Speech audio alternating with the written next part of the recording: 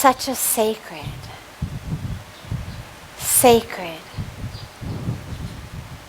divine opportunity, divine holiday and holy day to be here at your feet on the banks of Mother Ganga.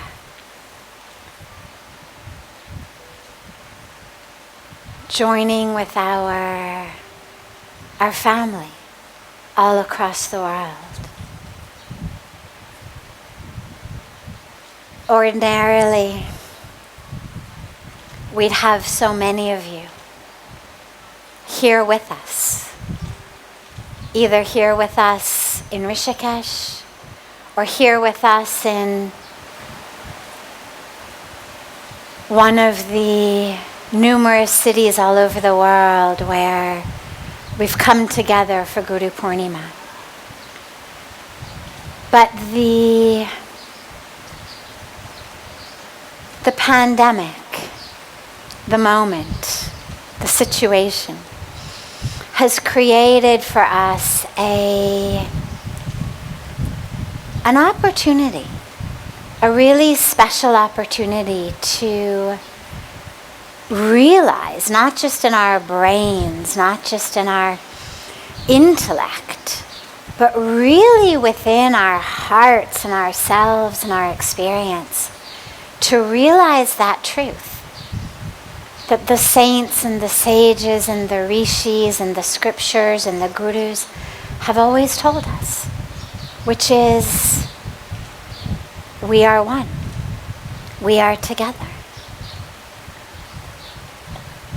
I've watched Puja Swamiji leave so many homes, cities, as he travels around the world, and as people are naturally so sad to see him leave. He always says, I'm there. I'm still there with you. Only the body's going. And this pandemic, this COVID-19, this situation, has really given us this possibility of really experiencing that. Because when he says it, when the masters tell us, whether they're leaving our physical home or leaving the planet, when they tell us, I'm there, I'm with you. It's not just a platitude, it's not just something that they say to make us feel better. It really is the truth. And during this time of the pandemic, as we gather together with our family around the world, in spirit, in energy, in oneness, as we have that opportunity to know that we are together, even if physically we're not in the same few feet next to each other, but to know that we are together. And so on this day, as we sit here in Rishikesh, as we sit here at Puja Swamiji's holy feet, as we sit on the banks of Ganga, you, all of you, are here with us. You're here with us in the lap of the Himalayas, and we feel you. And it's an opportunity for all of you also to feel, to know, to experience being here with us. On this day of Guru Purnima, there's so many sacred and beautiful and amazing meanings and teachings. It falls during the beginning of the rainy season, Why? Because when the earth is parched, when the earth is desiccated, what does it need? It needs water. It needs rain. And when that rain comes onto the parched earth, what happens? Everything grows. I remember the first summer I was in India, almost 25 years ago. We had gone abroad for a Dharma Yatra, a peace pilgrimage. And I came back 5-6 weeks later, and I saw the impact of the rainy season upon the land here, where there had been little, nothing shrubs and grass. Suddenly there were massive trees and growth. It was like the entire world had come alive in just a few weeks. That's the power of the monsoon rain on parched earth. And that's the power of the Guru in our lives. When we feel dry, when we feel dried up, when we feel an absence of life, an absence of juice, an absence of flourishing and blossoming in our lives, the grace of the Guru, the presence of the Guru, the blessings of the Guru, that is what brings that life back. Or perhaps brings that life for the first time into our lives. And so Guru Purnima, this full moon dedicated to the Guru, comes at the time when the rains fall upon the dry earth to remind us that light of the Guru, that presence of the Guru, is that which brings the growth, the life into our lives, into our hearts, into our minds, and actually brings that sacred holiness into our lives. It's the time in which the light comes to the darkness. That's what Guru means. The word Guru literally means the one who dispels the darkness and brings the light. In the sacred, divine, ancient, Sanatan Dharma tradition, we don't believe that the self is dark. No. The self is light. The self is divine. The self is perfect and pure. So that darkness is not of the self. It's not about, oh, you need to be saved. We don't talk about salvation. We talk about liberation. So the core of who we are, the self, is divine, pure, whole, perfect. But in that darkness, in the darkness of ignorance, we forget. We forget who we are, and we start to identify as these roles, as these titles, as this physical body. And so we start to think, oh, I am my career. I am my title. I am this. I am my physical body. I am my bank account. I am my emotions. And it brings suffering. Brings suffering while we are experiencing it. Because of course, if I am my career, or I am my bank account, or I am my physical beauty or handsomeness or youth, then the minute that that career is over, I get fired, I have to retire, something happens. Not only have I lost my job, but I've lost myself. I've lost who I am then. If I am my bank account, then when the stock market goes up and down and I lose my money, not only have I lost my money, but I've lost myself. I've lost who I am. If I am my beauty, my handsomeness, my youth, my appeal, then as I age, which by the way happens to everyone, suddenly not only do I lose my youth, but I lose myself, I lose my identity. If I am what I look like, I get a pimple on my nose, or I get, God forbid, into a car accident and something happens to what I look like, I've lost not only my health, but I've lost myself. And that's the darkness that causes suffering.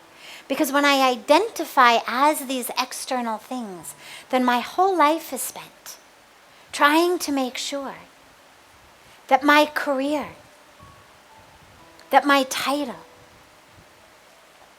is the highest, is the best, that my bank account is the fullest, the best, that my physical looks are the best. And all of that suffering, that's where greed, anger, competition, it's where all of that comes from. Because then suddenly it's all about, why does this one have more than I do?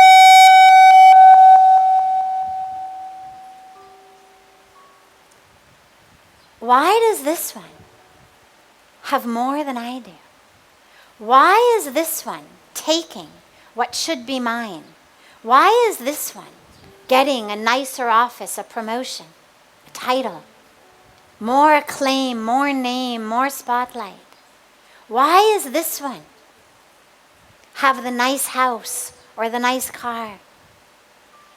Then our whole lives go in comparison, in competition, in judging ourselves based only on this tiny intersection of time and space. What I look like, what I do, how much I make. And this is where all of our scriptures, all of our teachings emphasize over and over again in so many ways. You are not the body. You are not the identity. You are not the title. You are not the career. You are not what you look like. And that's what the Guru does. The Guru shines the light to enable us to see. So the darkness, it's not a darkness of who you are. It's not the Guru turns you as a bad person into you as a good person, or you as a dark person into you as a light person. You are light. You are divinity. You are whole, are infinite. The Guru allows you, shows you, teaches you to see that.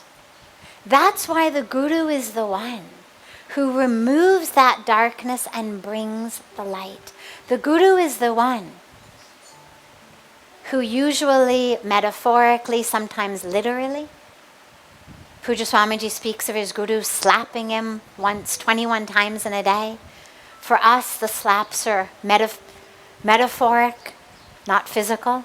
But the Guru is the one who slaps you into realizing that's not who you are. Hey, wake up. Get out of your ego. Get out of your ignorance. Get out of your stuckness. Stop identifying as that role, as that title, as that relationship, as that bank account, as that history, as this one's mother-in-law, this one's daughter-in-law, this one's this one's that. Because that's where all of the problems come. I do so much. I'm giving all the time. I'm always sacrificing myself. I'm always the one loving, serving, giving, caring, surrendering. Why always me?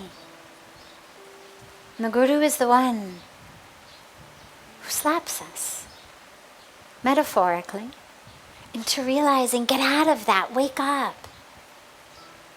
That's not what you're here for. You're not here just to figure out the nuances of this relationship or the nuances of this company or this career. You're here to experience the light, the truth, the infiniteness of who you are through what you do. To see that light within yourself. And that's what the Guru does. When we speak about the light of the Guru, it's not that the Guru sits there with a flashlight on himself or herself saying, look at me. The light of the Guru is a light that gets shined upon us by the Guru. The Guru is showing us the divine within ourselves. So many people ask, but do I need a Guru? Why do we have to have a Guru? Especially in the West, but now also in more kind of sophisticated, modern India. Why do I need a Guru? I've got Google, I've got YouTube, I've got the internet. Jo bhi mujhe seekhna hai. Just online jaake seekh lo. I can go online, I can learn anything. Why do I need a Guru? And in theory, you don't.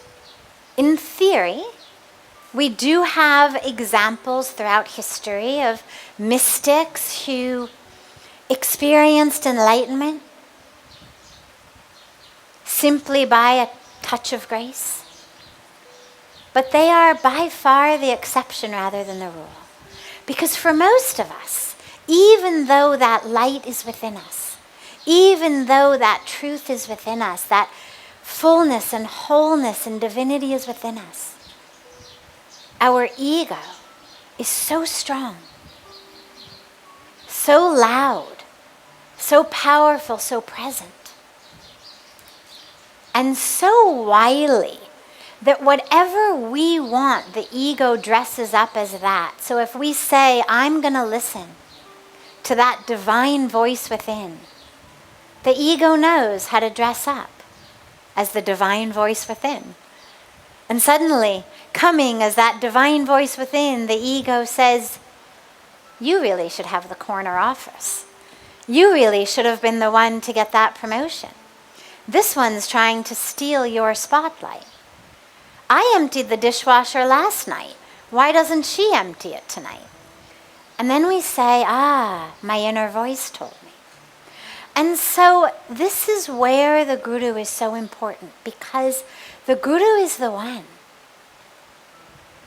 who actually can see and shows us that's ego.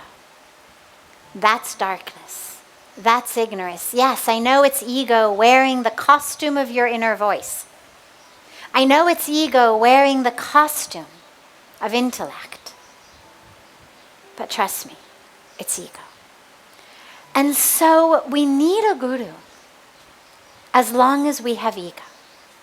As long as there is a voice within you that's attached to the darkness.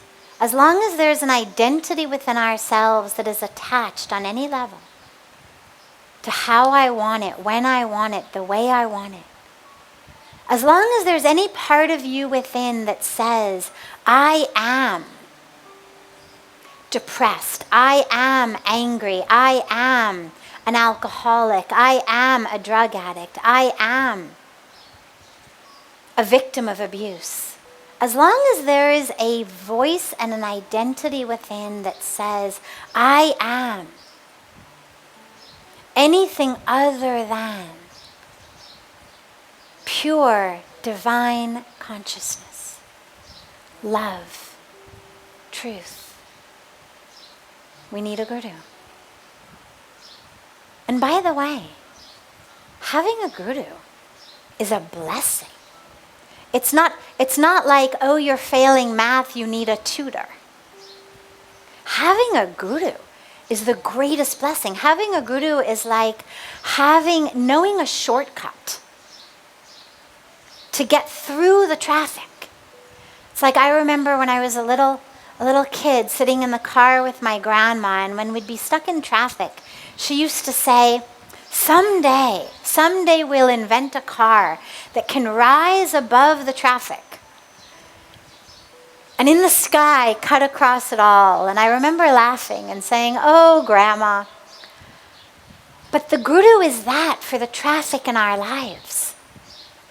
The guru is that takes us out of the jams, that takes us out of being stuck, that takes us out of when we feel imprisoned, dead, stuck, stagnant, dark, afraid, unsure. So the guru is the greatest blessing. That special light, that special shortcut, that special Shakti that lifts you up out of the traffic jam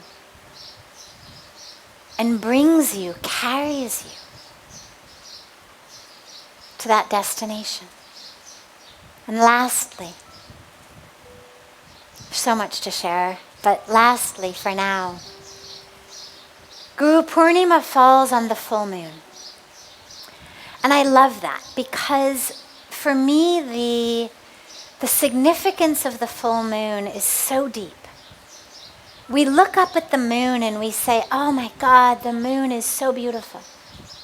The moon is so light.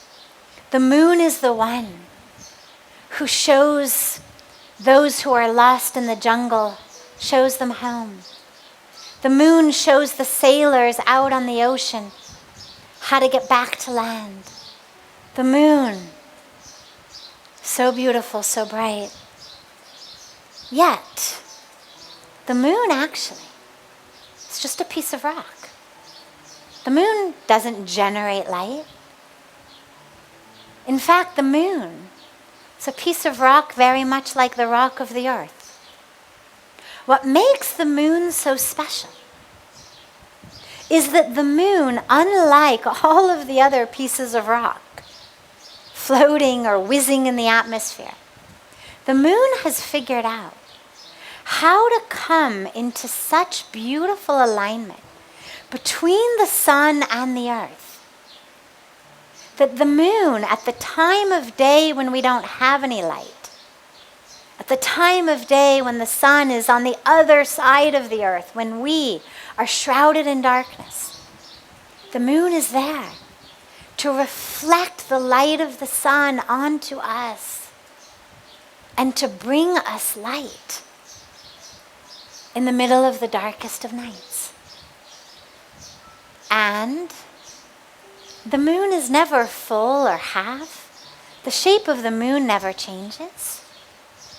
All that happens is the moon goes in and out of alignment.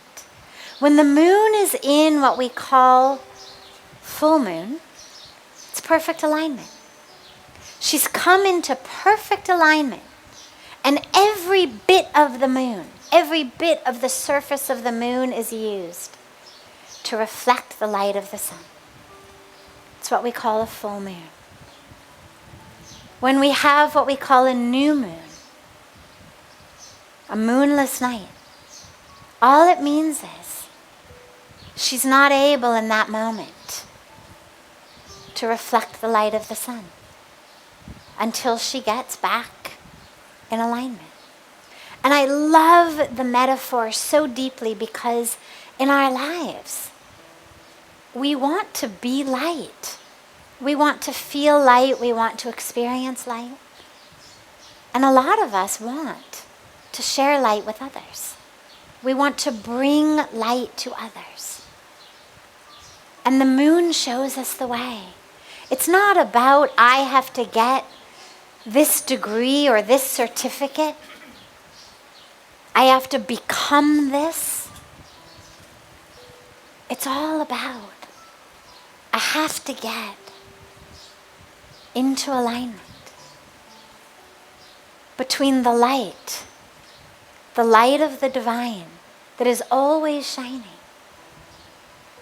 and the world around me. It's not about how can I generate that light. It's not about how can I become the one creating the light. The light is there, God is there, grace is there. All we need to do is align ourselves with it,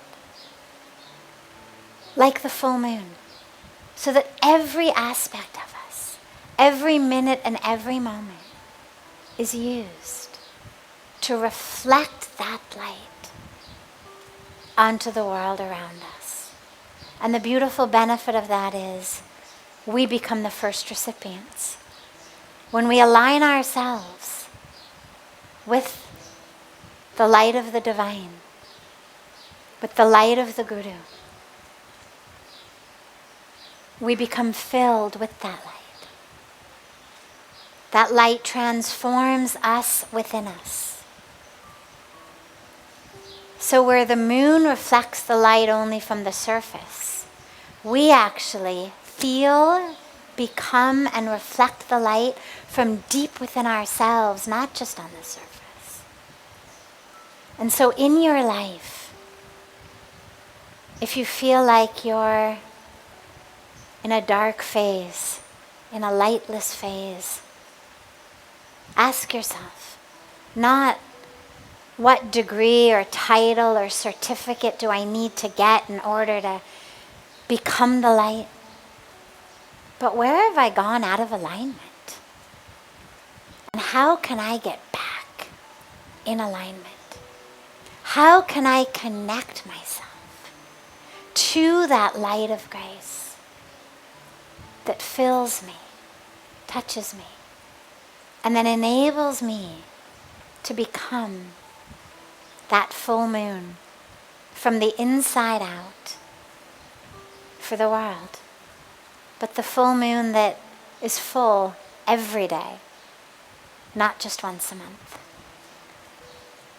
And at this time, it's such a great honor and blessing and grace and gift to be here at the feet of our Divine Guru, Pujaswami Chidanand Saraswatiji, and to be able to have him not just bless us with his presence and his darshan, but also awaken, inspire, and enlighten us with his words.